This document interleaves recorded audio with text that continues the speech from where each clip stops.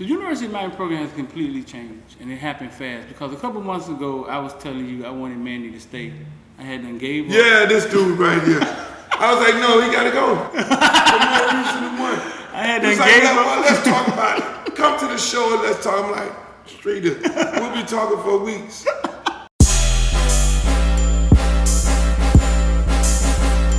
Welcome to South Florida.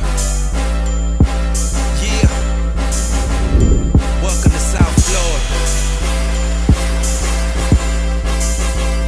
Welcome to South Florida. Welcome to South Florida, the bottom of the cliff of the Gunshine State. One of them boys still blowing in that way. Big plate, get it for the 18 if you straight. Get K and stop hating, it's the motto of the state. A lot of face, but it's still real around here. That foreign talk, that can get. I got a question. Did we take Herb Waters over Amari Cooper? Who? Herb Waters. Yeah. You want that so story? Yeah. Over Amari Cooper? Yeah. What happened was when I, again, on the same little trip, took Coop down to the camp, and Amari Cooper, right? I had already told the coach, McDonald, who coaches at Illinois, hey George, this kid is the real deal. Coop didn't have a bunch of yards the year before because he had a hip pointer. But when I got to the West, I looked at him on film when we got ready to play them before going, in the playoff. I'm like, this dude leaving the camera real quick. Right. And I'm looking at his route running. I'm like, so when I got there and became a defensive coordinator, I was like, looking at his work. I'm looking at him run and all that and how he put the work in. Every day he'd come to practice with a UM outfit on. To the point where we would have to tell them, hey, you can't wear UM. You know what I'm saying? I used to have a UM hat. Alumni used to fuck with me about my hat. And they just swore I was, no. Cool. Take him on the camp tour the same one we took Freeman on. Yeah. And everybody else go to Miami. Say, me, I'm fucking animated in the camp. Bring me your best DB. Bring the 5-star. I got my guy right here. He gonna dig his ass up. Hey, you, come on over here. Come on, defensive coordinator, DB coach. Let this shit happen right now. Right. Let's get this going right now. If he beat him three out of 4 times, you go off of my guy. No problem. They get some big 5-star, bring him out there. He line up. Shit. Coop. 4 out of 4. Okay, give me the offer. Al Golden, y'all come on up to the office, me, Billy Rowe, Chris Perkins go up to the office and say, we're gonna offer you, but we can't announce it. Coop start getting emotional. Coop said, I'll commit right now. What, man? I commit. He said, hold on. They said, hold on. You can't, no, we don't, no. You don't have to call nobody? He was like, I'll call my mama up, the mama crying, oh my God. Come on, baby. Man, are you serious, man? I ain't know it went this deep.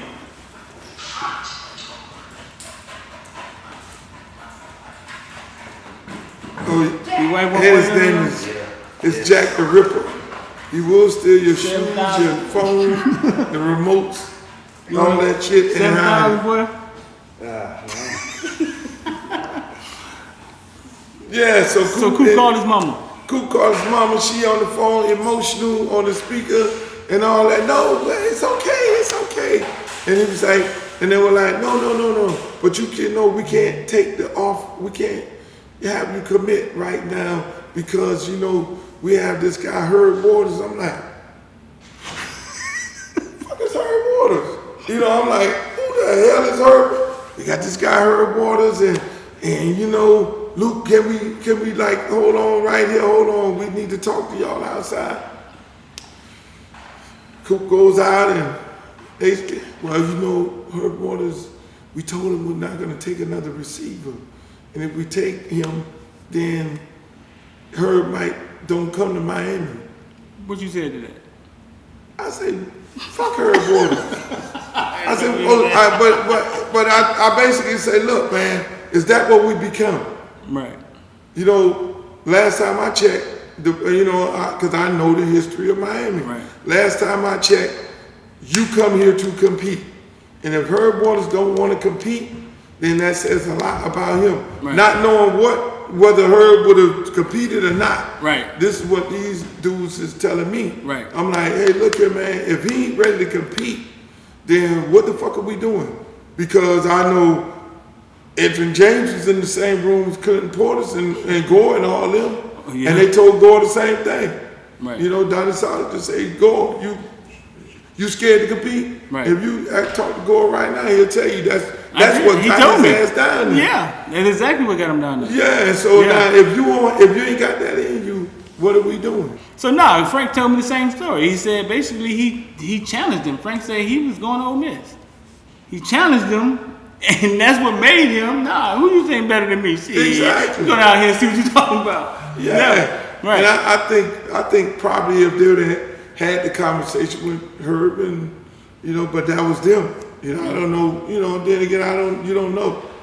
Some kids don't want to challenge. Like it was the same similar situation like right now with a school. I ain't gonna call no name, but they were like, one kid don't want to commit because I asked, well, ain't y'all recruiting this kid right here? And they're like, yeah, but he don't want to commit because we're recruiting your kid. And I'm like, what the fuck are we doing?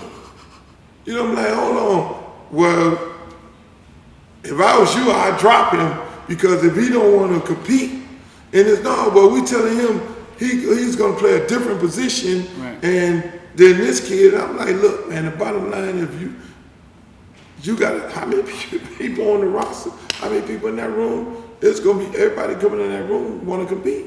Right. And so. You say this is going on right now? Yeah. Yeah? I ain't calling no names. Why do you think they do that? Because they got one kid higher than another kid on the board? No. I think it's the kid. And a lot of times it's some of the coaches, the high school coaches. Hey man, look man, you take Ray, then Ray going there, I don't want to go there. I want to go somewhere else. But why would the coaches let the kids hold them hostage like that? You see what I'm saying? That's what I'm saying. So, I wouldn't recruit if I'm at an institution, at a college institution, a kid tell me I don't want to come there for another time, and since we talking about Freeman, that was the same thing. I asked him, so Freeman, you gonna go to Florida State? That was part of the conversation. Right. You go to Miami, you probably can start like right now. Right. You go to Florida State, do you know they committed Mr. Florida, which was James Wilder, the running back. Right. Man, coach, I don't care nothing about that. But Dade County, I couldn't compete. You just showed him a picture of James Wilder. Let me let you see James Wilder. Look like a Greek god. No, we looked at the film. You gotta remember, it's like him walking around here. No, hold on, we need to look at the film. Right here, we looking at this dude film, like sitting there breaking it down. And his daddy is Wilder, so now they gonna favor him. Right. Coach, I don't care. I don't see him. And they eventually ended up being good friends. And I said, okay, all right, here's the situation. You already, Telly already got him tracked to come out early. Right. So, okay, and Wilder was coming out late.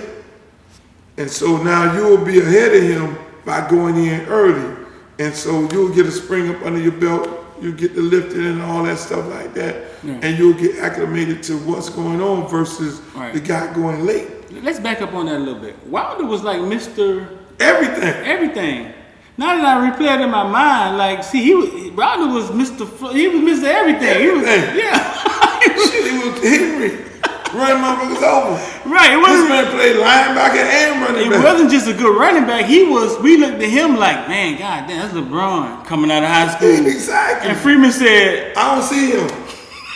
He said, I don't see him, coach. And it was true. I was like, now I'm sitting up here like, it's your decision. You go to Miami, but this dude, Mr. Florida, they're going to play politics. They're going to play him. Coach, I don't run from no smoke. Right. Eventually. So him going there early probably helped him out a lot too. It helped it tremendously. Yeah, because they got to see him, and once you see talent like that, you can't. Yeah, your body changes so much early when you go in early, and that's what I encourage all kids to do. Go to college early. Yeah. Get out of school. You know, you can always come back to the prom. You know, get out, go in, you get that spring up under your belt, practice, and in the spring, that's when they determine who plays. Yeah. That's almost like an extra year. So what did the ship sail with Amari Cooper? Like, what point that he wasn't going to change his mind and come? No, so we went to Florida State. I went there, did the same thing. Stoops was the defense coordinator. You know, I told him to bring his best guys. Florida State brought up, soft offer, we don't know enough about it. We're going to recruit you for the rest of the year. So then we get in the band, and then we go to Alabama and end up, Nick Saban was like, Luke, what you got? Because I don't mess with Nick like that. You know, I'm like, Nick, this dude here is the real deal. He done killed every fucking camp, right? And I think he's the real deal. It's like, okay, let me take a look at him. They were having a 7-on-7 camp that had already been going on, so they were like in the second day of it. And so he inserted us in against the best team with the best cornerback. And then that bus was Coop and Artie Burns. Okay. So Artie had already committed to Miami before that, and they were trying to recruit Artie. Right. No, he didn't commit yet, but they were still recruiting him because at the time he was one of the fastest in the world. And so what ended up happening is, boom. They said, look, after 3 plays in the what you call it, Nick was like, no, I want him. Nah. Can you bring him to my office? Go up to the office, hey, son, you got a scholarship here. You want to be here, you can come here. You and Artie, and we love you. Yeah. All right, rest was history. Artie was the first of our wide receivers that went up there, huh? He was the first one, huh? Amari. Amari, yeah. And then Amari they came and got Judy, and they came and got... Yeah. Yeah? So, this is just sad. I mean, I don't... What do you think Nick saw that they didn't see? Was it... It was... Because I tell you this, wait. Amari, when you think Amari Cooper high school career, right? You don't think of... Like, we were doing the top 15 greatest players to come out of... You don't ever think of Amari Cooper high school career. He had a hip pointer in his 12th grade, in his 11th grade year. Right, okay. Snook got all the passes. Gotcha. Right. Snook ended up going to FIU. So a lot of this was your word and them having to look at film. Yeah. A lot of it was like, yo, this dude is the deal. Right. You know what I'm saying? And you know, most coaches in the business, the old ones, it's like they go to the trap. Like, I know this coach. If he say he can play, he ain't finna bullshit. Right.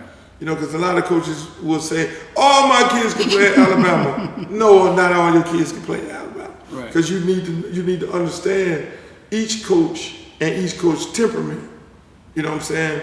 At Alabama, Nick is very hard. He's similar to me, so he knows a lot of my kids can play for him. Right. Because he know I'm hardcore. You know, they'll come to your practice, watch your practice, come to your game on the sideline. They be more so ear hustling. Right. How you coaching and how hard you coach these kids to say, okay, he can play at Alabama because Nick will be hard, he can't play. Right. You know what I'm saying? So they see Coop and they say, okay, these dudes over here, hardcore. Because Coop played, he split 50-50. He played DB for me and he played. Oh, he played some DB too? Yeah, Coop had, I think this senior year led the state in interceptions. Yeah. Yeah, so you know, and then when they'll know a good coach that gonna coach tough, gonna coach hard, and know they know the product that they're putting out. Mm-hmm. You know, because of the history. Right. And so he'll take a kid. If I tell him like you need to look at this kid right here, he'll take bring him up here, let me work him out. Right. And let me talk to him. And same thing with Ray.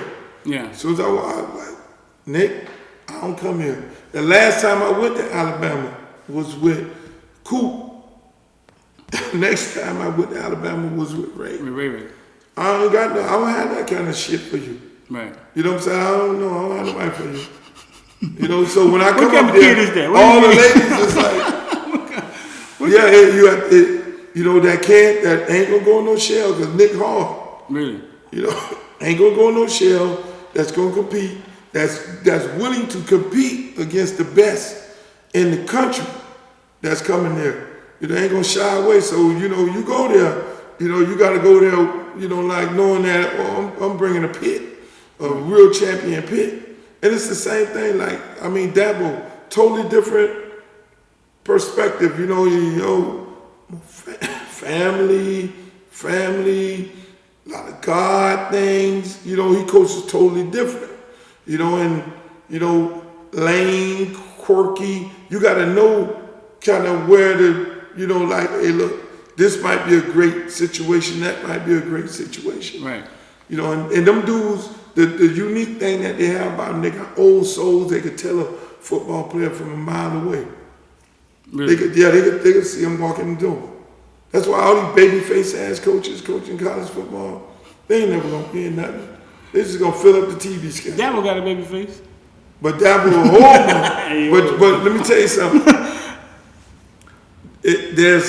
There's always somebody in the back door. Yeah. Dabo know players, but Dabo right hand man is Woody, the brother. Yeah. You go to Clemson.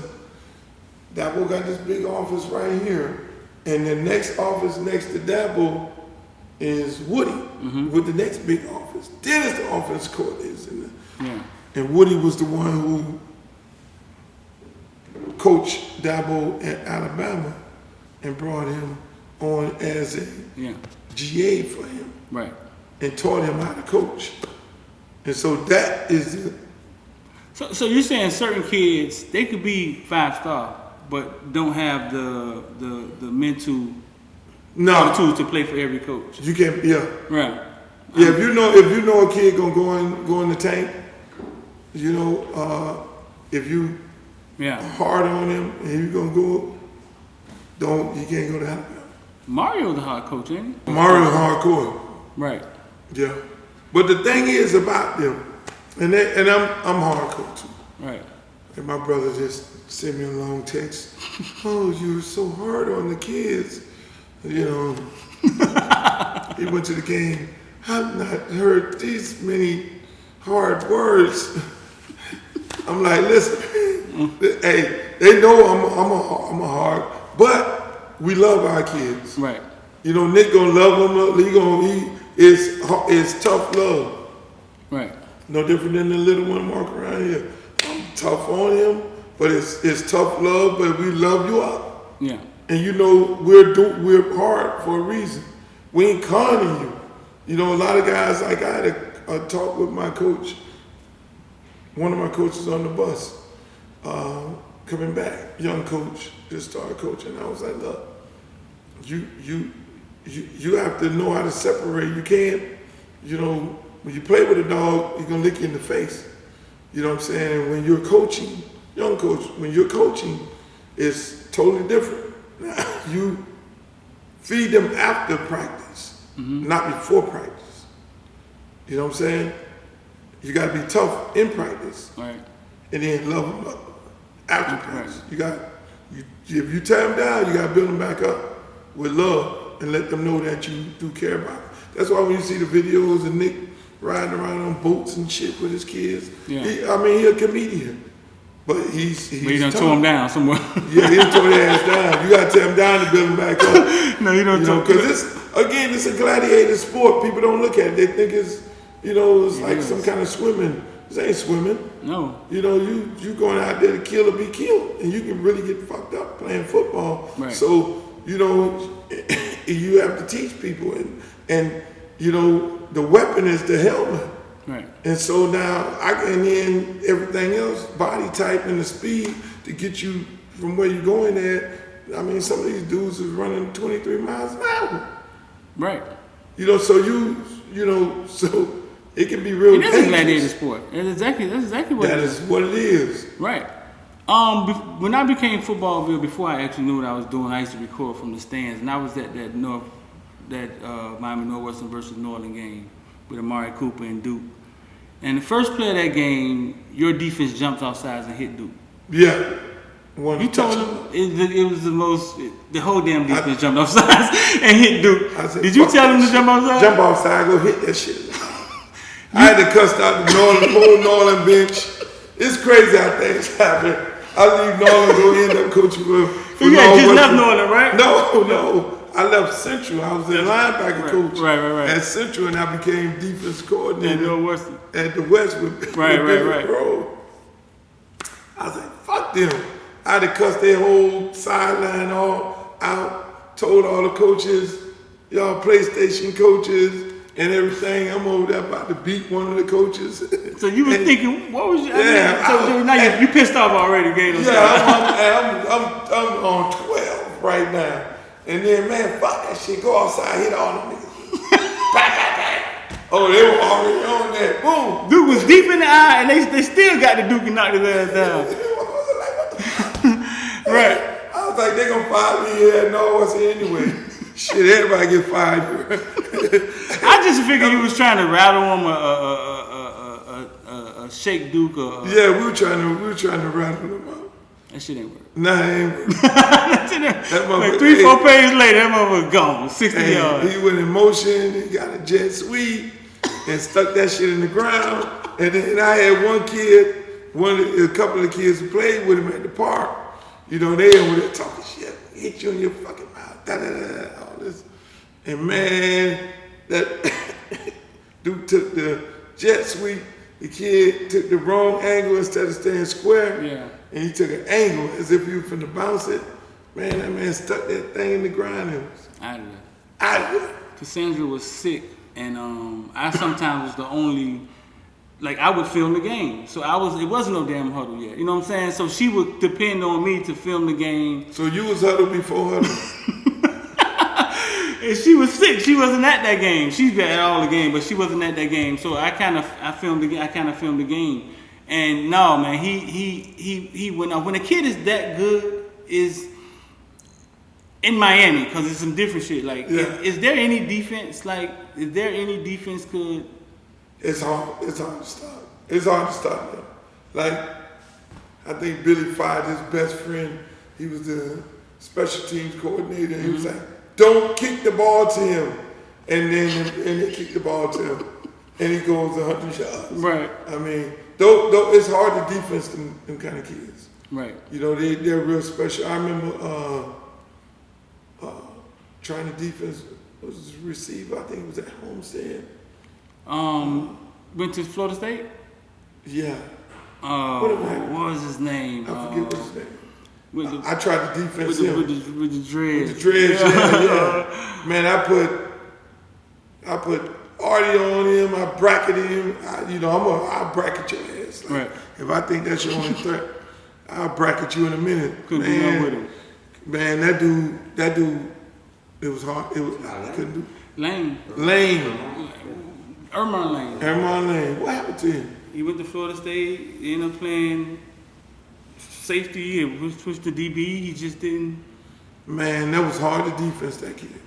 In high school, he was so big and powerful. It was like he would. It was hard. Yeah, it was like he could run past. And he would jump out the building and talk trash at the same time. Yeah, Luke, you can put them all over here. Bring the whole team. He didn't jump all the way over. He didn't everybody. make it as a wide receiver at Florida State. Like he couldn't get on the field. I don't know how that happened. No, yeah, he couldn't get on the field. But when they're that good, they come out like that, right? Like those are genetics, like those great ones. Yeah, right. But a lot of them, man, you see a lot of. But again, it goes back to what we was talking about. Them going to the right situation and having that conversation with them about the research that you need to do. You know what I'm saying? If I'm coaching him, I'm like, hey, look, you know your size, you know your ability. You need to go research the coaches who have coached guys with the same size and ability, you know, because their eyes focus on big guy that could jump out the building, So you may need to go to a school that coach is used to coaching that, because the guy who likes to coach big guys, jump out the building, physical, it's hard for him to coach a little scat guy. So you need to do that research, right, and let that help you in your decision as to what school you're going to go to. Right. So you're not going for the logo and you're not going for the head coach, but you're going for that position coach, right, to be able to coach you, to get you to the next level, and understands what he needs to get out of your ability. Right. The University of Miami program has completely changed, and it happened fast, because a couple months ago I was telling you I wanted Manny to stay. I had done gave up. Yeah, this dude right here. I was like, no, he got to go. For more reason than one. I had done He's like, gave up. well, let's talk about it. Come to the show and let's talk. I'm like, Streeter, we'll be talking for weeks, because I'm going to break down every aspect of the failure that this guy had. He had, but I had gave up on the program and hiring coaches. I didn't think they would hire. I hadn't gave up on them. We have seen them time and time again go get a guy that wasn't qualified. And I just gave up on it. Rick was okay. Rick was qualified, but then again he wasn't. Because if Rick was gonna help you rebuild the program. Right. But if he didn't come here, he was never gonna coach again. No. Right. So that, you see what I'm saying? Why were we hiring guys like that? But he was qualified, and he did a good job when he got here. Why were we hiring guys like that? But the program has completely changed. Yeah. And it changed in the midst of me and you going back and forth about this. And money came through. They hired the best coach they ever hired. Like, they've never went after a coach that was on top of his game and say, here go $8 million. Right. What do you think what the program is headed? Like, how do you feel about I the program? think it's going in the right direction. Yeah. They got boosters who love football like Ruiz, in the world of the NIL, who's willing to put his money where his mouth is. Before, you had boosters and trustees that didn't know nothing about football. Right. That was really running football. It was like they programmed. Because University of Miami came from an era of no boosters, no trustees, no nothing. All Howard Sonnenberg, all Jimmy Johnson. Start winning, everybody want to be a part of it. And that's why they always say, don't take everybody's money. Right. All money ain't good money.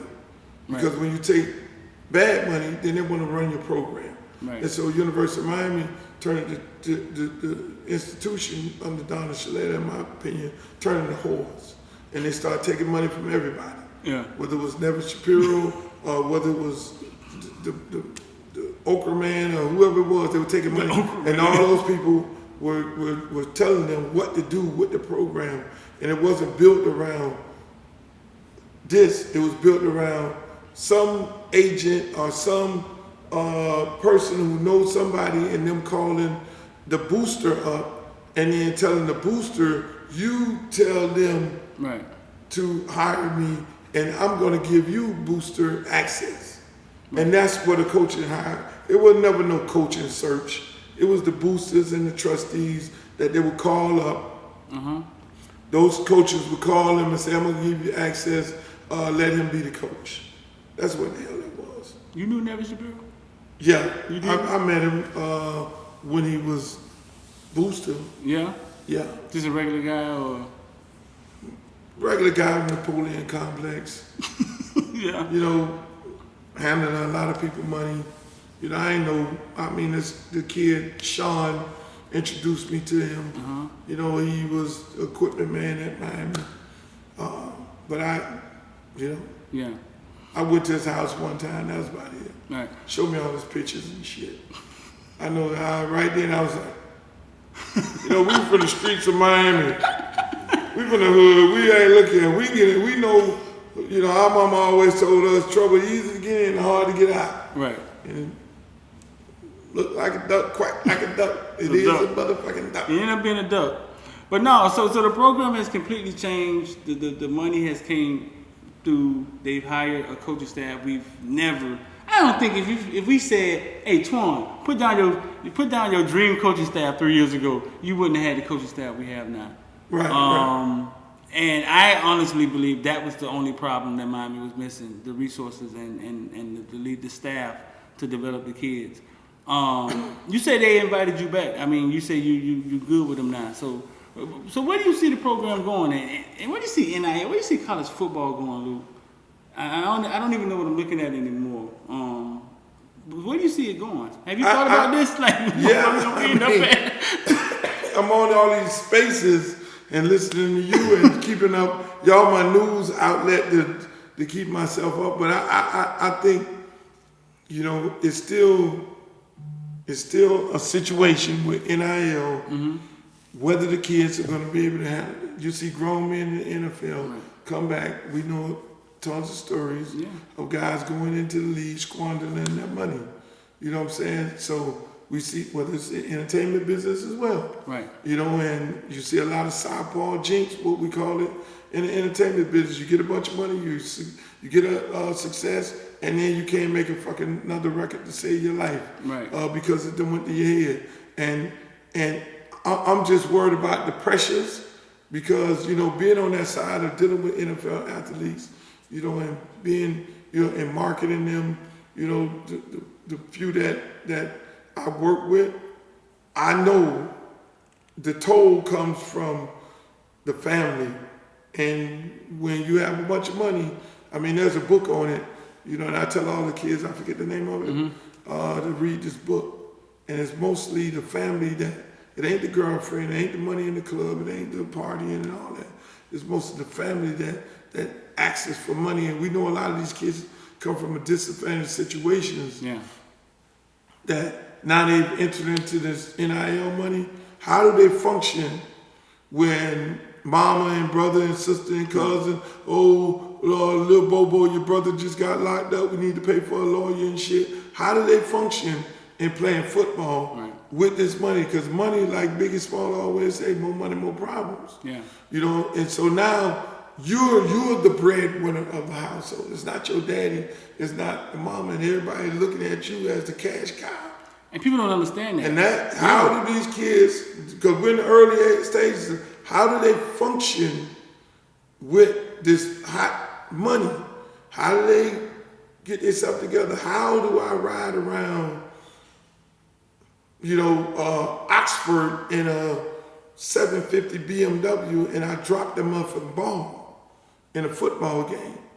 And they know you getting the money from the booster here, but you're now in Oxford and ain't nobody got no 750.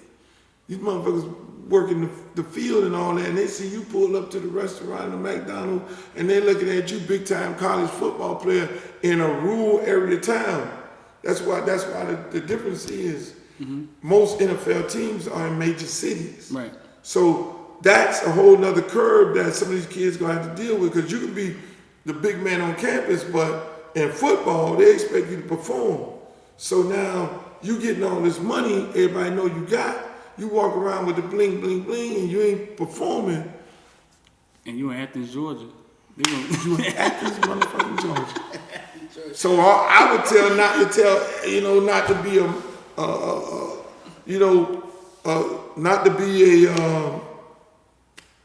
a promoter for University of Miami. You will be able to function here because there's Bentleys and Benz and 750s rolling up to McDonald's on a daily basis, but not in certain, not where LSU is located at. Right. Not in Gainesville. You pull up that motherfucker, either you the head coach, or a former player coming back. Right. So that it becomes a different game. And so now they look at you from the expectations of no different than they look at any other top athlete. You getting $100 million contract, you're a fucking bust. How does a 17-year-old to deal with that? So that layer of it, then the financial planning layer of it, and then you got these unscrupulous agents that I think the NFL, the NCAA should have not allowed. NFL agents being involved in negotiating NIL contracts. These are the worst people on earth. The agents? Majority of them. 90% of the NFL agents are the worst people on earth. Why you say that? Look at how many people they taking advantage of. Right. I mean, they did a book, they did stories on Broke. No, Andrew James, I sat down with him, he said the number was like 80% of the players. don't excel And, financially. so now put that burden on the 17-year-old. And now they're influencing the 17-year-old. So they have to change their game too, because the NFL agent has the runner on campus that's paying the kid in college, which is illegal. So you putting a person who's illegal with your own rules into new rules. So now, before, how do I get you to be a client? I'm gonna pay you throughout your senior and junior year. Right. And you're gonna feel like I love you. So now I'm doing NIL deals. Now I can't pay you. You already got your money. And they're taking them kids' money and signing up the bad contracts. Who knows what these kids are signing? Right. To get their deal negotiated. They might be signing the third part of the 3-part contract, and they might be locked into an agent right now. Yeah. So, I mean, So some of them just sign it. you know, and then you got I've the seen taxes and all that. Yeah. You know, look, I love John to death. Right. But at some point, John gonna have a whole bunch of athletes. He's gonna have 50 guys on football. You're gonna have 10 on basketball and 12 on baseball. And You already do. how do you manage all? How do you manage all of them? You say, look, we're gonna make sure they do the taxes and all this here, but you're gonna have to need a whole nother firm To manage them. to be able to make sure all these things are getting taken care Is that of. his job? That's not his job, Right. Right. unfortunately. I vowed that I would never, anybody close to me coming up, because us talking about money and finances in our community, it's hard, even to do with a Devontae Freeman. You say he's been in your house since he was 8 years old, but sometimes we don't feel right. But I said I'm not gonna not feel right by telling people the truth when it comes to finances and money. Because I realized we was walking them right into a trap, and that's why I created Investor Die. I realized we was walking them right into, oh, he got drafted, he made it. I don't know what to do with money. No fucking clue. And that, and what I do is to all the kids who we work with, the ones that come, even Adrian James, one of the ones I mentor. I say the first thing you need to learn is it's a 2-letter word, N-O. No. That's the hardest thing you're ever gonna be able to say in your. Because when, hey, I need you to buy me a car. No. Hey, I need to go to the club. No. Right. Hey, man, let's go buy all these bottles. No. Let's go get these strippers. No. Let's fly these girls down. No. Right. Yeah, mama need a house. Okay, mama, I got a house, car for you and the furniture. Hey, mom, you all this other stuff. No. It can be hard. LeBron said it was the hardest thing to tell his mom no. It's hard. He said it was the hardest thing to do. That no. But he said set him free though when he learned how to do it. You gotta learn how to say no. Yeah. You know what I'm saying? And I tell them all, look, they're just giving you all your money right now in 3 years. You're getting all your money right now. When you go to your mama's house, all that shit she bought, this couch and all that accumulated throughout the years and all the shit in the closet, your stuff, your little brother's stuff, her stuff, all that stuff has value. And if you think about it, but that was accumulated over the years. Right. You getting all your shit right now. So now if you spin out, yeah. And I realized we 4 don't years from now, the first thing to do with it. The first thing we do with it a lot of times is we want to make somebody happy. So we go buy mom, or we want to buy all the stuff we couldn't. we gotta catch up. Yeah. So all the stuff that we couldn't get. That's why I started talking about it in conjunction with football, because I realized that it's a problem. Because I know how hard it is to get there, and you get there and it's like, it's a trap. And you don't know. Right. And all these agents and these financial advisors and all that, these people they're there to make money. Like when we were doing it Right. early on, it was financial advisors, all the players go to. Little story with Friedman. He was like, Coach, I want to go sign up with this financial advisor. I like him and all that and everything. I was like, okay, I don't like to go where every NFL player is at, but you your own man. I said, if every NFL player is with that person 9 times 10, they don't respect them players. That's why 80% of them broke. That's a good way to look at it. I said, if you go fuck with them same people there, they're not gonna have no respect for you. They're gonna look at you a certain kind of way. But say, okay, well, that's what you like. Okay, go ahead. So we made sure the paperwork wasn't like power of attorney. Right. First thing when you know somebody is fucked up in finances, if I'm handling your money, you know, you investing, you say, look here, Luke, you handling my money.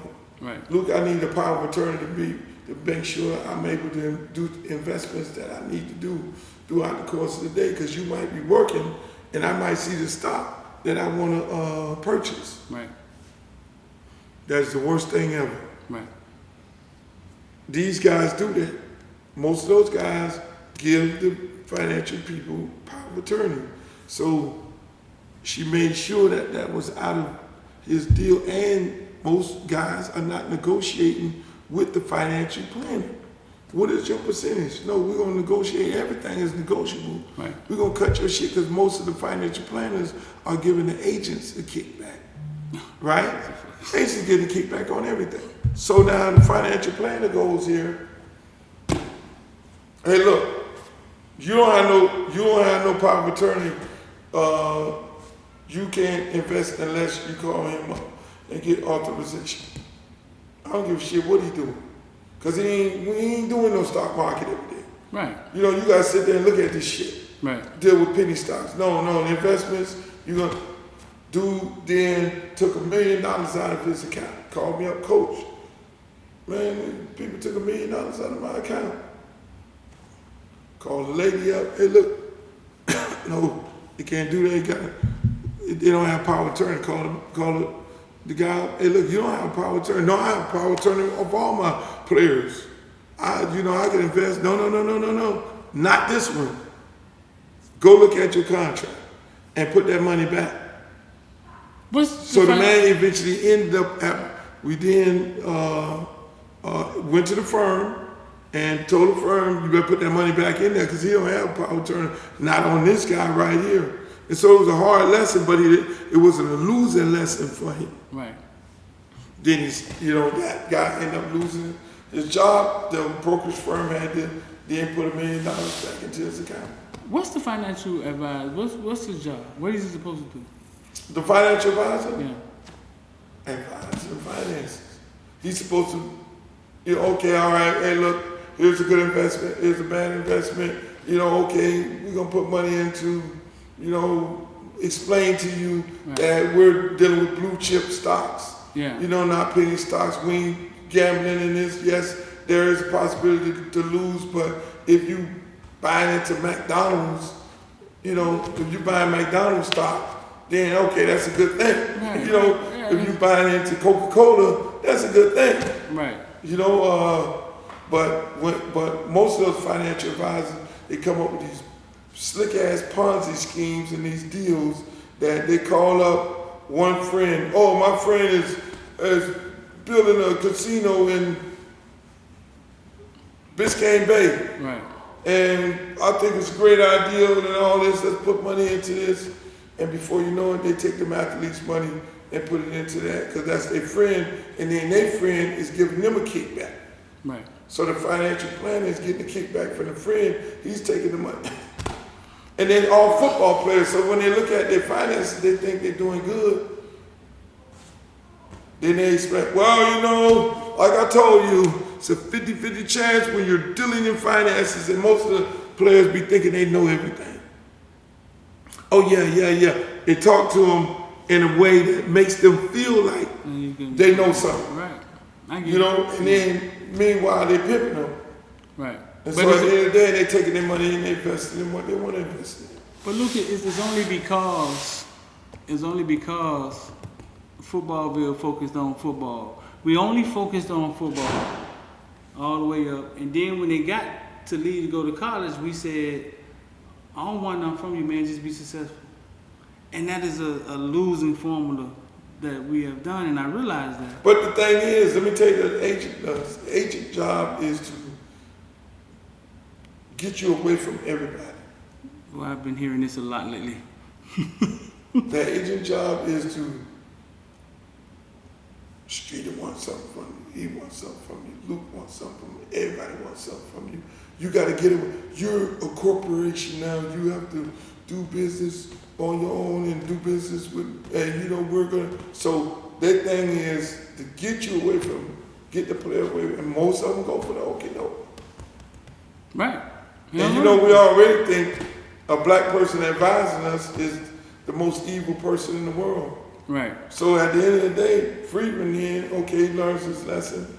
And, you know, hey, coach, anybody you can recommend me to, I recommend him to a brother who I know grew up with.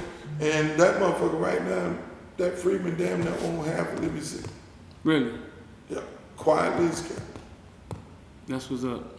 Yep. Got all his money, yep, invested in the guy. Look out for him, take care of him. Quiet as kept. The guy ain't had to give nobody no kickback. Right. Nothing. That's why I tell people, you know, like, and that's where you mentioned those guys who the kids live with and handlers. Yeah. You're unscrupulous if you take something. Mm-hmm. Like, none of them kids I work with ever gave me 1 cent.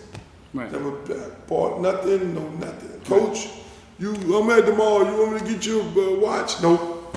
I make my own money. You're like my son. That little one just walked in here. Nowhere in the world, he's gonna buy me shit. He gonna buy you I nothing. work for my own shit. You know what I'm saying? And so when they're my kids like that, no. Right. I never took one dime. Your ex-wife was a lawyer, then turned agent, right? Yeah. Now she got paid for her services, which was rightfully so. Right. But you know, she took care of me good as well. All right, man. Listen, IOD Squad and Investor Die. We'll be right back. My name's Chase Smith. I'm from Palm Bay, Florida, and this is Edge, the best tasting energy drink on the planet. When you sat down with Duke them, that y'all actually gave Duke mom part of y'all, like y'all was supposed, let's say y'all was supposed to get 10%. I ain't getting no money. Well, she's supposed to get 10%. Yeah. She gave Cassandra part of her percentage. And I don't know what deal they had, Yeah. because I never. yeah, that's what I was told. Duke Yeah, I mom- never dealt in the financials of Right. it. But he was originally going to sign with Melvin Bratton. Okay. She was going to be the co-agent Right. at the time. Like, she was going to be T.Y. Hilton's co-agent. Mm-hmm. Like, we were advising their family. Right. And then Rosehouse got involved and said, no, I don't want to do no co-agent thing. And so it was a hard decision for T.Y. Dad, him, and the mom, you know, because, you know, Rosehouse was like, oh, I don't want to do no co-agent. You know, her co-agent thing at that time was to oversee, to make sure the kids don't get fucked. Right. You know what I'm saying? Because they looked at the track records of certain agents and how many kids, you know, they screwed around with. So he was originally co-agent with them, but they never got the paperwork right. Right. There were certain things, because I think he was affiliated with another agency. There Remember were certain things, Yeah. that was in the contract that she wasn't going to let him sign. Right. And they kept sending it back, and they wasn't taking it out. Right. You know, and eventually they did a co-agent deal with Those other guys, yeah. the guys who had maritime Conor lawyer McGregor, guys, yeah. and so they did it together, and she made sure the paperwork was right with that, and eventually, you know, because most of them come in making all these promises about all this marketing money, you know, and I'm the bad guy in the room. Like, okay, if you're gonna get $1 million in marketing, goddamn it, give him $500,000 right now. You know, that was the funniest thing. Right. Him and his Friedman, the whole agent thing and looking for an agent was almost ended up in a fist fight. What you mean? But the Duke thing was funny because we would sit in the room, you know, it's like, all right, well, she's gonna be co-agent, go oversee all your shit. And most agents don't like that. And then I'm sitting up in there, I'm the bad guy, everybody be quiet. So I would tell them, Duke, y'all be quiet. Duke, don't fucking laugh. So I'm sitting back, they do their presentation. Okay, where the fucking money? All right, you say you said you can do $1 million in marketing? Oh, okay, you gonna give him $500,000 right now? as an advance on the $1 million that you already promised? Right. I said, so I would have, hey, that was funny. Yeah. Yeah. Freeman originally signed with one guy out of New York, and that guy hated me, still hate me to this day. Yeah. I was like, no, motherfucker, you gonna do this, and that. Do they have to get an agent? Do they need, like... They don't need no agent. Lamar Jackson did his best. Right. You need an agent when it's time to renegotiate. Right. That's when the shit. That's when Duke went to Rosenhaus. When he No, she not when he renegotiated. renegotiated, when he tried to get out of Cleveland. That's when he hired, I think, Rosenhaus. Yeah, She renegotiated his she renegotiated his deal. But when he was time for him to get out of Cleveland, yeah. Yeah. Mm-hmm. That's Rosenhaus is good to getting you out of places. Right. Because he's, like EJ. EJ used him when he was in Indy to get out of there. Because most agents ain't, in my opinion, unscrupulous like that. Yeah. A lot of them don't do the antics that he do. Right. So a lot of, they don't want to burn bridges like that. Right. He's known for that. So he got enough clients, he don't really care. I got a question about the music business. A lot of artists feel like, DMX once said it was slave wages to be an artist. A lot of artists feel like they don't get paid enough, right? Right. The way the music industry is set up, does it have to be set up the way it's set up? Now it's better than what it was back then when DMX was around. That's why I never signed. I did sign, but it was more of a distribution deal. Right. And I really sold all the records on my own. And my artists made more money than artists that was on major labels. Because the record industry is designed to charge you for everything. Right. Hey, Streeter came over here and we had to buy him some lunch while he was shooting. We had a video shoot, and the video shoot on the books to the label is $50,000, but then now they double dip and add it to be $100,000. So it's a lot of double dipping, a lot of scheming with the numbers, playing with the numbers. So most artists will only get their advance. Whatever the advance is, you gotta live off of that, and then you'll get money off your touring. So when your statements come, the statements are gonna be hard. So they about to bill you for everything. They're gonna bill you for everything. And that's unfortunate. That's the football industry too. That's why a lot of them guys, when it's time for them to lead the agent, agent had them sign 3 different contracts. The NFL contract, that's standard. Agent contract, that's standard. That is only one that you need to sign. When you sign the training contract, that's the worst one to sign.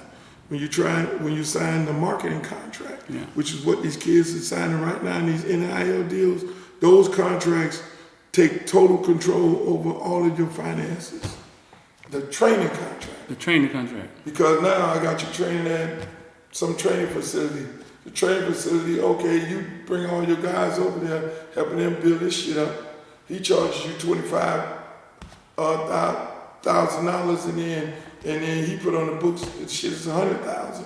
The car you riding in, the little apartment that you're staying in, I'm charging you for that. I'm charging you for going to see your combine, going to see your pro day. I'm charging you for the dinners that I'm taking you out for. Right. So it's almost like the hotel. Now you're in the hole.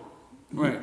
They use that against you. You've lost they don't pay you, they don't charge you for that right now. Only until you get ready to leave. When you say, fuck this, man, I realize you ain't doing nothing for me marketing wise, or all this stuff that you promised me, branding me and helping me become the biggest thing in the world, or you just got this other dude more money than me and I'm better than him and I want to leave your ass and go somewhere else. Then they, oh, well, you want to check out the hotel? Here's what you spent in the minibar. And now you have... And like Deshaun Watson. Right. Same thing. Oh, well, you have a $500,000 bill. So then I tell your new agent, you got to pay me $500,000. Oh, I ain't paying this. Okay, well, we'll go arbitration. And I'm going to show them the contract and I'm going to show them the receipt. The arbitrator's going to say, you got to pay. Right. So it becomes cheaper to keep them. How do they get around it? Just don't take. How you get around it is you have to have a lawyer negotiate your contract with the agent. Those things had to be taken out. That's how Freeman got out of his contract with the agent. Because she took those things out. Right. And he wasn't, so he could walk away. No. So it became a joint venture. Right. So I would always say, because obviously I'm a business person, I'm like, so I kind of changed the whole fabric of what should be on how you should represent, which that's why the agents hate me, because I put these kids up on game. Never made one dime. Never gave. I said, look, everything is a contractual. Everything is a deal. Everything is negotiable. You know, if you're going to be partners with me, if you're going to make money, 3%, 10%, you're going to make 20% on the marketing, then that makes us partners. I'm doing all the work. Right. So if you want to be my partner, you got to invest. What's your investment? Your mouthpiece? I'm already going to get drafted. I'm already got a slow down for him. I caught that. Wait, slow down for him. So you saying, I've just made it here, I'm finna get drafted. You coming to be my partner. Yeah. You saying you want 3% of who I am. You're my partner. So what's your investment? So, yeah, what did you invest? What are you going to invest? And I don't want to have to pay it back either, right? And I don't want to have to pay, but this is your investment. Right. And so that's how I come at them. Right. You know, we giving people game right now. That's how I come at. That's why I don't like me. Right. You feel me? And most parents don't know that because they're not business savvy. They're working 9 to 5 every day. They got babies running around the house. They're trying to make ends meet. Right. So the business part of it don't come into play. So those people see me come in the room, they're like, oh shit, this nigga in here. You know, and they do everything in the world. They pay everybody off. You know, whatever you do, don't listen to him. And I'm like, everything negotiable. Shit. All of it, the only thing we can't negotiate is gas. But we can go to different gas stations. You feel me? If you go buy a house, it's negotiable. If you go buy a car, it's negotiable. Anything contractually, make contractual obligations negotiable. So I would tell them, look, no, this shit, you the partner. So you're gonna pay for the train. He ain't paying for the train. Right. So what's your value of being here? Yeah, what's your value? Yeah. What did you do to get here in this room to get? The agents come in there. That's what fuck them kids every time. Because Plexico World signed this and this other one, and look at all the guys on my roster and all them signed this, and the kids get scared. I want this guy to be my agent. He's everybody's agent. Oh, fuck it, outside. I hate you. No, I'm not gonna talk to Uncle Bob who know all this shit. I'm not gonna talk to him. Just it. And then now when the shit hit the fan, everything he promised me, he got 30,000 clients and I want to leave and you're stuck. Right. You got to play poker. You got to hold your cards. Right. And know your value. And so that's why with this NIL world, my kids and my medicine, I'm teaching them. You're getting ready to go into a whole nother world. We have business class at school. Take the business class. Right. If you're going to play on this team, you're going to take the fucking business class. I'm going to send you and intern you on Brookle at some of these firms. We're going to go and I'm having business guys come in to talk to you about finances and generational wealth. How do you accumulate these things? Well, you're going to sit, I'm going to plant the seed. Right. Because you know the attention span is real short, but if you plant the seed, then it's there. They may revisit it again. Because you know, and see that's why I say a kid like Ray, 4.0, even the quarterback. I mean, these kids are smart kids, and so they, you know, when you got a 4.1, that means your attention span is here. You sit in the front of the class and you can understand and you can translate and you test good and all that. Right. You can help them. 2.0 guy, 2.3. Need a little help. Shit, he looking where the blink. Give me the watch. I need to I'm gonna wear my whole portfolio around my neck. Yeah. Shit, I'm not listening to Streeter in his financial literacy class online. Fuck that. Yeah, these hoes. We're the club. We're gonna live. Right. I told Freeman, I said, Freeman, we ain't gonna live by no bottles. This is what you're supposed to do.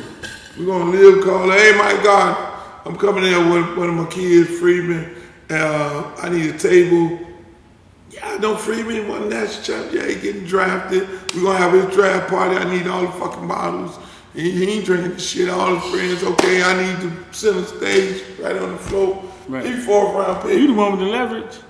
Right, but You got the leverage. Right, but the agent has a runner yeah. who gonna get you the shoes. You know how the fuck you got a shoe deal and you buying shoes? Duh. But the agent got the little runner. The runner calls up the club. Hey, look, I'm bringing Bobo in. He gonna buy 20 bottles. And the little runner say, you gotta buy 20 bottles to get this table. It's $25,000. Okay, I'm bringing all my boys up in here. He gets his kickback from the promoter. Hey, everything is a kickback. Right. And them kids get all back. No, you with me? We ain't paying for any motherfucking thing. Hey, we gonna call up what kind of car you want? Oh, I need a Range Rover. Hey, look at Warren Henry. My man need a Range Rover. I need this. Okay, we're gonna do a license. You ain't paying for shit. Every year you come in and change it for another one. That's what we know. Ain't no going no Williamson and buy a damn Escalade. No, we ain't buying nothing. You a celebrity. Celebrities don't pay for nothing. Because you have leverage. You have the leverage That in is the what. face. Yeah. But them dudes is getting kickbacks from everything, so they make them buy. The more they spend. So a lot of them are 3%. getting involved and then routing them through this wrong route. They getting a kickback for everything.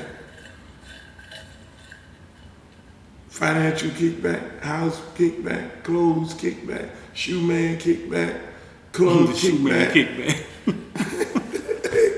Now I need them new Jordans. Call the rep. I need the Yeezys. Call the rep. Hey, look at man. Hey, look, we just did a deal with we just did a deal with Adidas. Hey, look at man. Hey, I need them Yeezys. Right. Call the fucking shoe man. What do you say to coaches that don't want kids to go shop at other schools? Like Manny used to always say, man, if you committed, make sure you committed, because I don't, you know what I'm saying? If you looking, we looking. No, the rules is you got 5 places to go to. You know, and some of these kids ain't never been nowhere. They know they're gonna wine and dine them and get them to different places, but right. you should, you know, I tell all my kids, I tell the coaches, no, they're gonna go visit. Yeah. Some reporter called me up. So yeah, Clemson said that they don't want Ray to visit nowhere. I said, Clemson ain't tell me that. So I don't know where you got that from. Right. Because ain't nobody finna dictate Clemson to my said that? kids. They ain't tell me that. Right. That's what some reporter, I don't believe half the shit. Right. They just be searching. You know, coach ain't never came to me, hey, we don't want him to go visit. No, he go visit. Yeah. He go, look, we go to camps. My first thought on that was that That's some of these crazy. kids ain't never been on no damn plane. That was my first. And I tell them, you know what I tell all the kids? I said, look, take your 5 visits.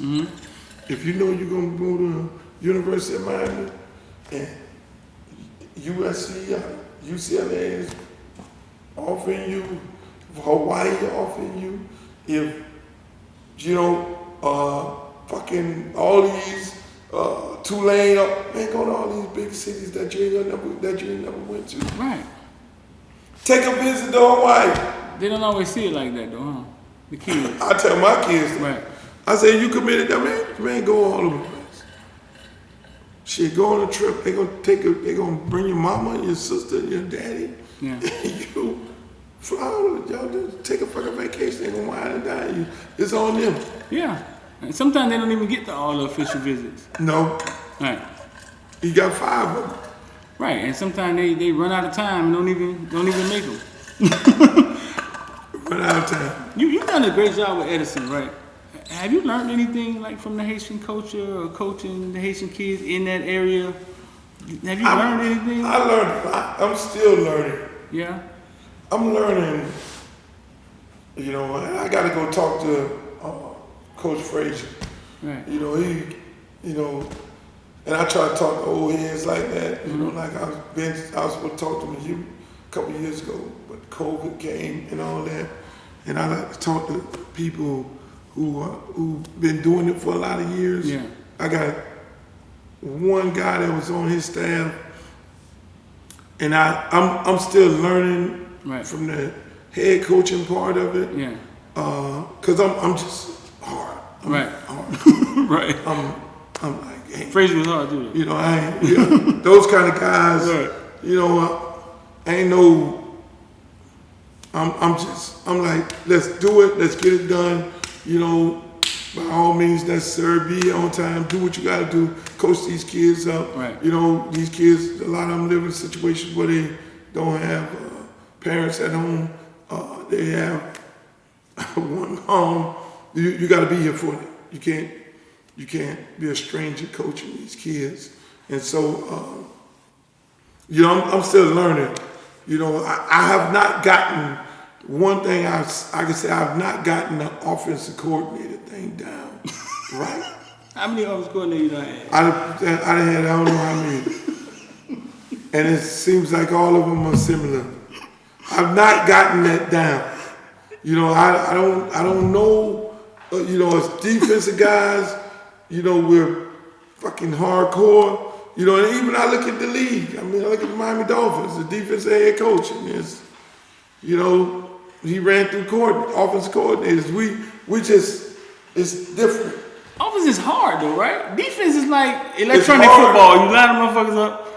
Well, both, for me, defense is hard too. Is it? A great defensive coordinator is a very good offensive coordinator because you need to know what they're trying to do in the systems that they're running at all times. But in the end, you got to still line your guy. Now, if you just line up and run 50 all night and blitz the Mike Backer and play man to man, it ain't nothing too much to that. Right, but you know, you can get a little complicated if you wanted to. If you teach it and making it complicated, which is what we do at Edison, I get my kids ready for the next level so the IQ can be right and they'll be able to relate to what is going on. So we run a lot of college schemes. We do every drill colleges do in their facilities and things like that. So we get our kids college ready on all levels. But like going back to the offensive coordinator thing, I just have not gotten that down yet. I don't, you know, and that's why I gotta go talk to some, and Randy Shannon ran through a fucking bunch of offensive coordinators. Right. So I can't go to him and ask him shit, you know, so it's, you know, it becomes... Frazier had a system. Like, that wasn't changing. Frazier had a system. I think Alabama has a system. And that's the thing. Alabama has a system. Right. And so I take a lot from Alabama. He has a system. No matter who comes you're going to run my shit. Right. You know, and so you're going to run this system. Right. You know, whether it's Sarkisian or whether it's Lane or whoever it is, you're going to come in and run. Right. This is the system, and you run it. You know, and unfortunately, a lot of my coordinators get a little, you know, and I guess in high school in general, because I talk to a lot of other coaches, they think that the offense is separated from the team. Okay. This is my team. Ain't nobody can tell me nothing about what I'm going to do on offense, even though you're the head coach. And so and when you say something, everybody get a little emotional. Right. You know, and so that I have not gotten down yet. You know, I've not, you know, because, you know, you say something, hey, look, you know, shit, what we doing? We need to run this shit right now. And then everybody get all emotional. You know, and so, and then I go talk to other coaches, no, hell, shit. Fucking Nick Saban said, run that motherfucker, you better run that motherfucker. Right. You know what I'm saying? And like me. And so I go back to myself as coaching. I coach with Coach Heidelberg. Heidelberg say, hey, look, man, coach, here's the game plan. This is what I'm going to do. This is how I'm going to do the same thing what I'm doing with Billy Rowe. Look, this, man, you ain't got to tell me the game plan. You got it. No, coach, I'm going to tell you what it is. Okay, personnel issues. Coach say, hey, look, man, I want you to put this guy in. Hey, no problem. Hey, go in. It ain't like, we'll put this guy in. You know? and guy get bombed, blue, like this here. I ain't going back and saying, man, Bird put that motherfucker in. No. Nah, that's just That's my guy. Right, yeah. I'm responsible for him. Right. If he get bombed and Coach Bird say put him in the game and that happens, I'm not going to say it's Coach Bird's fault. I'm saying, hey, look here, my job is to get everybody on this field who's dressed, prepared, and ready to go. That's on me. Right. And my position coach. And that is what we eat that. That don't happen. I mean, you know, so that's what's. You gotta get that right coming in the door, though, right? Like when he comes. But you can't. That's the thing. That's why I say I haven't got that part right. Right. Because coming in the door, everything sounds good. You know, like yeah. You would think guys understand the chain of command. You know, I've had military guys coach with me. You understand the main chain of command. You know, and still like when Coach Luke say something, it becomes you know.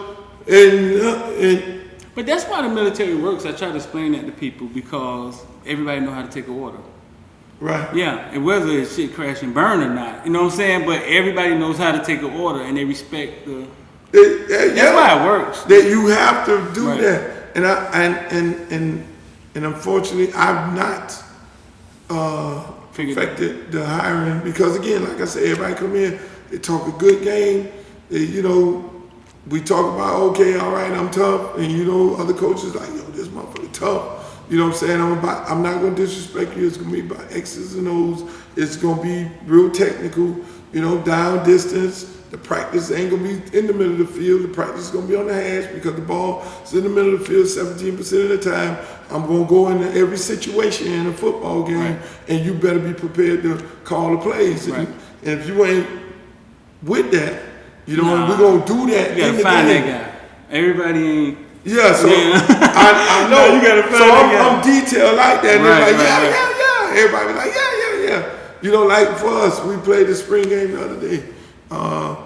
And in spring practice, we've been struggling in the red zone. Right. You know, because I go through every situation. So when you're going out there, hey, this ain't no place we ain't been. We gonna put that bitch on the one. In a situation, defense just made a stop on the 1 yard line. We gotta get out of here. What's the play? Are we gonna get up in the gun and run a jet sweep? They do. But you see that shit, right? Right. No, hold on. What's the play? Okay, all right, we're gonna get up in there. Okay, these are the plays we expect. Now we run a jet sweep. I'm saying something. Hey. No, coach. We can't do that. We can't. We're gonna address this right here. Right. So when we get there, you know, we know, okay, 1-1, we're gonna take this bitch 99 yards. We took the ball 99 yards because those are the situations we practice. Right. But then we struggled in the red zone, and then when we got into the game, we struggled in the red zone.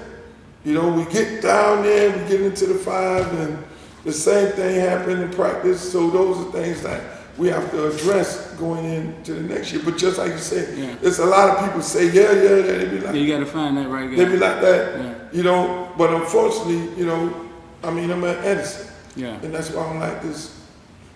You know, how do you putting all these teams in the same bracket?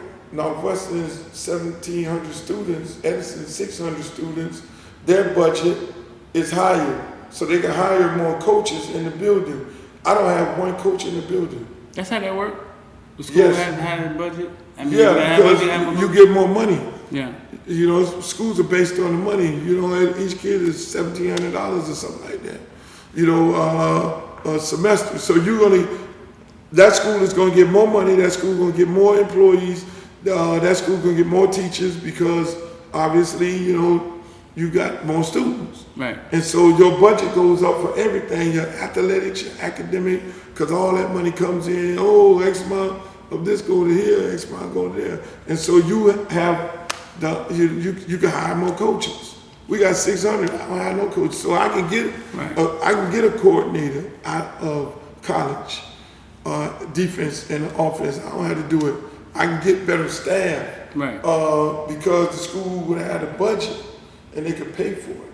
We don't have the luxury, so I have to get guys who some experience and I have to get guys with not that much experience of the stuff that I'm spitting out. Wow. I have to do a lot of coaching coaches. Who are you in there with? Northwestern, who else? With the new alignment, you in there with who? Northwestern? I'm in there with Northwestern, LaSalle, who's recruiting everybody all over the world. LaSalle getting up for war. Jackson, Booker T. Yeah. Booker T, Northwestern. There's one more, right? Is Central in there too? No. Central not in there? So it's Booker T, Northwestern, you. No, we're there. There's Booker T, Northwestern, LaSalle, Jackson, and what the fifth? How does LaSalle get in there?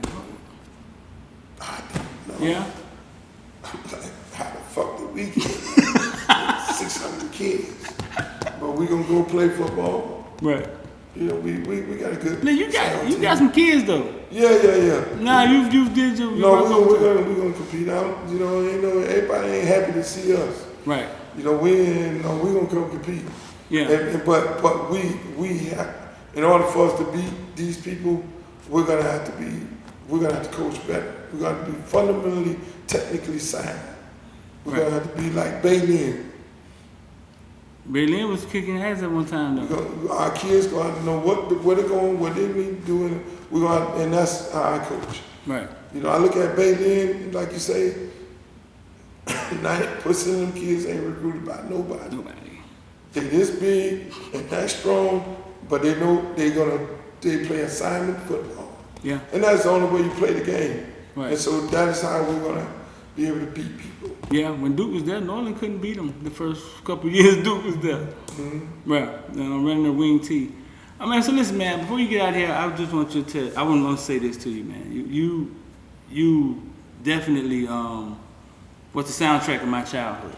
Definitely. Oh, really? Soundtrack of my childhood. But you came out all right? Because they said I was corrupting the minds of young people.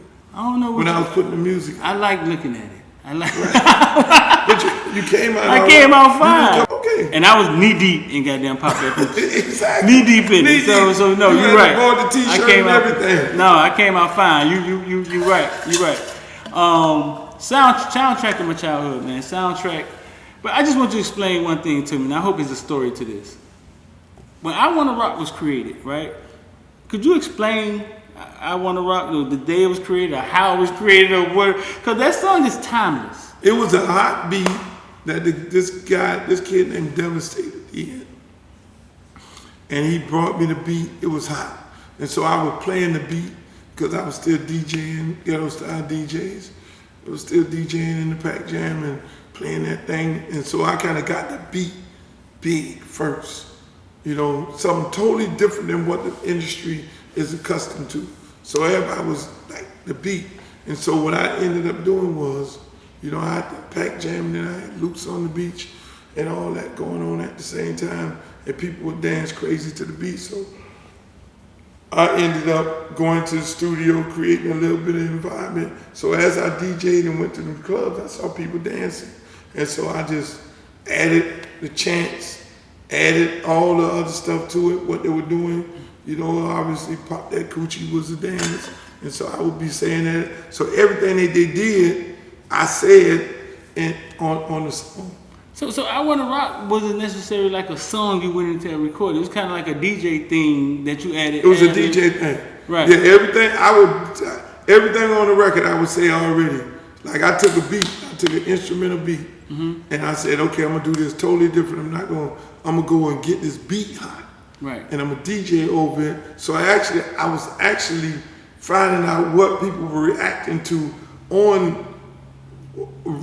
the certain things that they love that I'm saying as I'm DJing. Right. And so I took those things, okay, hey, come on. Right.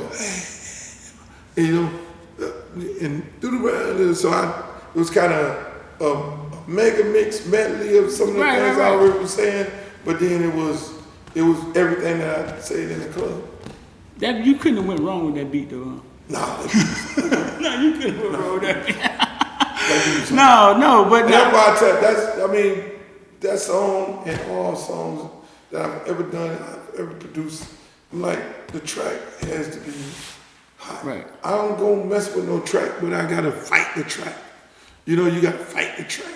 track is so horrible, you got to make it. No, I used to make beats. I understand exactly what you're saying. I Yeah, understand so exactly what you're saying. the beat is the most important, like, you know, what's on it? Right. You know what I'm saying? Dun, dun, dun, dun, for, you know, like that. You know, when you got mass production, you can't go wrong. Right. You just, now the beat is hot, because that's going to keep you around. That's going to keep people loving the music with the beat. A lot of people hear these songs, and it's just check. You don't move you right. So yeah, it'll be a hit right now because you got all the money, you paying all the DJs, and they just programming everybody's brain. But the staying power is not going to be an everlasting hit. Right. It'll be something that you probably revisit, like you had Doing the Butt. Right. Kids right now be dancing to that, you know, you hear that shit come on, it's like, oh, okay, it's a party. So the beat really is. So you was always in search for that everlasting beat. Every time. That's the first thing. The track has to be hot, and then I come with the chorus. Right. Because the track is gonna hook you. The track gonna hook you, and the chorus gonna hook you. Yeah. So it becomes what this, you know, me so horny. Right. You know the lyrics are the last thing that the average person listens to. Now the lyrics will get you to say, oh, now what is he talking about? Because I know that, you know. Right. And so you see the record always going here. You discovered Trick Daddy? Yeah. You knew he could cook when you discovered him? Or this some new shit? Yeah. What? No. I had a condo at the Grand Condominium. Uh-huh. And Trick just got out of jail. His dad was jammed up. His dad said, man, my son coming out of jail. Can you take care of him for me? I didn't know he could rap. So I ended up, me and him stayed together at my condo. And so, because I was kicking some girl who claimed squatters' rights. Right. I ain't gonna go tell her name because you probably know her husband. He was squatter. She's claiming squatters' rights. Yeah. Rule in South Florida, in the state of Florida, if a person is staying there over 30 days, they can say they live there. So then you gotta evict them. Right. You know, so I had a condo down there, and I was in the process of evicting the lady, and so Trick got out. And at the same time, it was like, I'm a rapper. You're a rapper. You ain't no damn rapper. He had his old lyrics and shit. Just getting out of jail. Right. You know, and I said, okay, so I created a hip hop contest at the Pac Jam. And when I created the contest, I said, hey, look, because you living with me, motherfucker. That don't mean you're going to automatically, you got to win this rap contest. In order to, and whoever win, they're going to get on my record. Right. Scarred. Right. So he ended up, it was a 4-week contest. He battled, and beat out. It came down to him and this one dude named Red. And he eventually beat him out. Yeah. And he got on the record. How did Verb get on the record? Verb was an artist that we were you had him already? Working with. Gotcha. And you know, I would take what I used to do with all my music, I would take and piggyback me in introducing the artist to the world. Right. So I would be like, oh, okay, all right. Every new artist that I'm getting ready to put out, they do a record with me. Oh, they're on Luke's song. Okay, all right, now he got a record. Right. At the same time, we would be working on the album. Right. My homeboy Red said first time he heard Trick in the studio, man, he said he thought he heard Tupac. He said that's how deep Trick was, or that's how good Trick was when he first came out. Did you know he could actually cook then though? When did the cooking stuff start? Like, because now you got a cooking show, he got Sundays, like. So, at the condo, he would cook. He did? Yeah. Yo, you know, he called me Dick. Yo, Dick, I cook. I'm gonna cook the food in here. That's what I'm gonna do. Man, you can't cook. So every day he cooked all the food. He cooked the breakfast, he cooked the lunch, he cooked the dinner. I'm like, you really what you learned how to cook in prison? Yeah. So he would cook everything. Right. It would be so bad, I go to the office, come back. He had all the girls in it's like a little fashion college that's next to the Grand. Yeah. He would have all the girls in there. He cooked for everybody, and doing other things with the girls as well. But this dude would cook. They had to go to lunch. When lunchtime, the condo full up with all the girls. So he just like cooking. So that's He loves to cook. Yeah, because he got a whole cooking show now. He got a restaurant, man. But listen, man, I ain't going to take up too much no more of your time, man. I totally appreciate it, man. You told me you was going to do it for me. You did it for me, man. Hey, man, no doubt. I appreciate you coming by, man. Enjoyed it. All right. Yeah, hopefully you learned some new stuff. Y'all learned some new stuff. Man, y'all make sure y'all like, share, subscribe, man. Uncle Luke the Legend, man. Appreciate that. It's gonna take 3 motherfucking things, and that's what? This nigga, 1, 6, 1, 6, 1, 6.